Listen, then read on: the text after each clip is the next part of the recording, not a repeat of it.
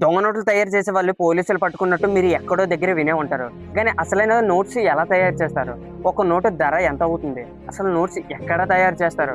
ఎవరి వారి దేశంలో ఇష్టం వచ్చిన నోట్స్ ఎందుకు తయారు చేసుకోరు అనేది ఈ వీడియోలో పూర్తి డీటెయిల్గా తెలుసుకొని మీరు ఏ మాత్రం స్కిప్ చేయకుండా ఈ వీడియో ఫుల్గా చూడండి.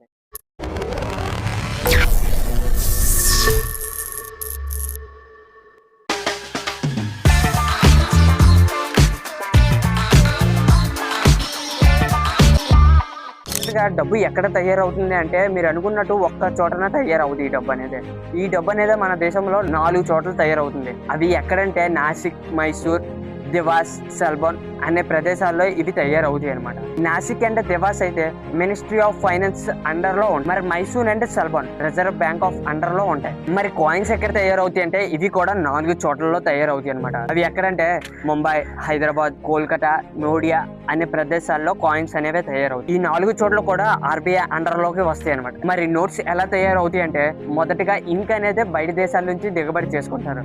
అసలు ఈ ఇంక్ అనేది సాధారణమైనది కాదు, చాలా ప్రత్యేకమైనది. ఇది బయట మార్కెట్లో ఎక్కడా దొరకదు. అలాంటి ఇంక్ ఇది ఓన్లీ స్విట్జర్లాండ్ లో మాత్రమే దొరుకుతుంది. వాళ్ళు మాత్రమే తయారు చేస్తారు. ఈ స్విట్జర్లాండ్ నుంచి దిగబడి చేసుకున్న తర్వాత పేపర్ నోట్స్ పెద్దగా కన్స్ట్రక్ట్ చేస్తారు. పేపర్ నోట్స్ తయారైన తర్వాత ఈ పేపర్ నోట్స్ అంటే ఇంక్ అనేది ఒక పెద్ద ప్రింటింగ్ మిషన్ లో వేస్తారనమాట. ఇక్కడ నుంచి మనకి నోట్స్ అనేవి తయారు చేస్తారు. దాని తర్వాత వీళ్ళు ఫస్ట్ క్వాలిటీ చెక్ చేస్తారు. తర్వాత ఈ నోట్స్ అనేవి పర్ఫెక్ట్ గా ఉన్నాయో లేవో చెక్ చేస్తారు అనమాట. పర్ఫెక్ట్ గా ఉన్నవి నెక్స్ట్ ప్రాసెస్ కి షిఫ్ట్ చేస్తారు, లేదంటే అక్కడ సైడింగ్ తోసేస్తారు అనమాట. ఆడైపోయినవన్నీ మళ్ళీ బయటికి రాకుండా అక్కడే నాశనం చేసేస్తారు అనమాట. ఏవైతే పర్ఫెక్ట్ గా ఉన్నాయో అవి నెక్స్ట్ ప్రాసెస్కి అయితే ఫార్వర్డ్ చేస్తారు. దాని తర్వాత దానిపైన సీరియల్ నెంబర్ వేస్తారు. ఈ సీరియల్ నెంబర్ అనేది చాలా ప్రత్యేకమైనది. ప్రతి నోటు పైన సపరేట్ సీరియల్ నెంబర్స్ ఉంటాయి. ఏ 2 నోట్స్ మీద సేమ్ సీరియల్ నెంబర్ అనేది ఉండదు అనమాట. సీరియల్ నెంబర్స్ వేసిన తర్వాత నెక్స్ట్ ప్రాసెస్ ప్యాకింగ్ చేస్తారు. ఈ ప్యాకింగ్ చేసిన తర్వాత అందులో నుంచి ఒక ర్యాండమ్ తీసుకుంటారు. ర్యాండమ్ తీసుకొని అందులో చెక్ చేస్తారు అనమాట. అందులో ఏవైతే బాగోలేదో అవన్నీ తీసేస్తారు, ఏవైతే బాగున్నాయో అవన్నీ బయటికి పంపిస్తారనమాట.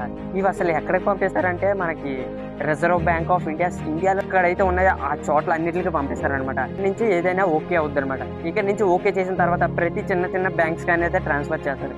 ఈ చిన్న బ్యాంక్స్ వాళ్ళు ఏం చేస్తారు, ఏటీఎం ద్వారా ఏటీఎంలో వేయడం, లేకపోతే ప్రజలు అనేది డైరెక్ట్గా బ్యాంకులో విత్డ్రా చేసుకుంటారు కాబట్టి అక్కడి నుంచి డైరెక్ట్గా ఇవ్వడం, ఇలాంటివి జరుగుతూ ఉంటాయి. ఈ ప్రాసెస్లో తయారు చేసి ప్రజలందరికీ నోట్స్ అనేవి అందిస్తారనమాట.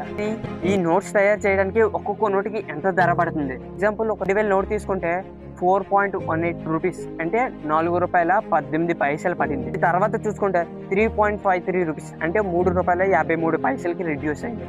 ఇలా పెద్ద నోట్స్ అనేవి చాలా తక్కువ అమౌంట్లో అవుతాయి.